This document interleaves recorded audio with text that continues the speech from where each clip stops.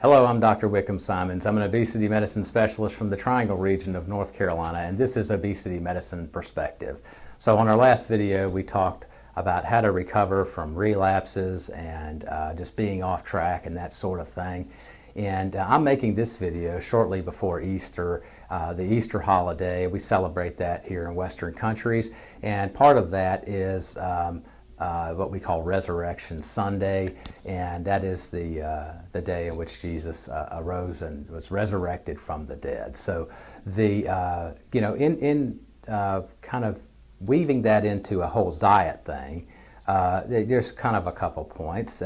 Number one, don't use the opportunity to celebrate this as an opportunity to engorge yourself with a bunch of foods that are unhealthy for you. I'm sure that if you are celebrating this Christian holiday, that Jesus is not real proud of you taking the opportunity to eat a lot of cake, for example, because it's unhealthy for your body. So that's a practical point. I talked about that at Christmas and Thanksgiving and other times on previous videos. But you know, the second point is just that overall idea of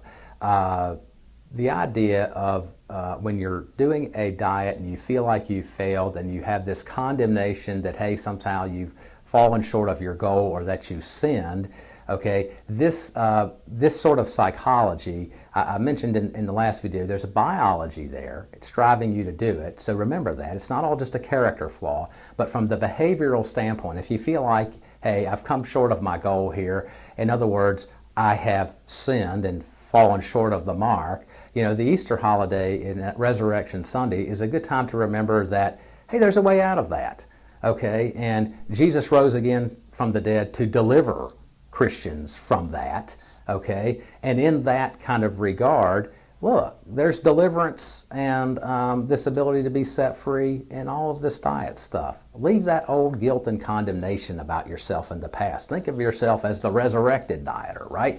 Okay, I'm the one coming up from the ashes of all those bad things I was doing and rising up to do what's right again. And that's okay. I want you to think those kind of positive thoughts, not a bunch of negative thoughts. Negative thoughts don't get positive results. If you're over there saying, oh, I'm so bad and da-da-da-da-da, you know, well, you know, that's not going to get you anywhere. Start thinking about, hey, yeah, I have real ability. I'm coming back from this. I'm going to leave all that stuff in the past. I'm not going to dwell on all that. I'm going to dwell on what I'm going to do in the future. And I'm going to dwell on that person. And in that, and you know, to that extent, I'm getting organized. I'm gonna try to get a couple positive days going here, back to back. I'm gonna buy the food I need at the grocery store. I'm gonna prepare it. I'm gonna put it in Tupperware so I can transport it to work or school or wherever I'm at. And I'm gonna try to get that part of of all the behavioral stuff in my life and the strategies I use. I'm going to try to get all that in line and get going again. And I'm not going to dwell on the past. I'm going to look to the future. So I would encourage you, look, get that positive mindset. If you need our help with medication to help control your appetite, to help you with this, that's what we're here for, and we're here to help you, and you'll never get any guilt or condemnation at my office. We're here to support you and build you up, not to tear you down. So until the next time that we talk, I'll give you the tools, you give me the effort, and together we overcome obesity.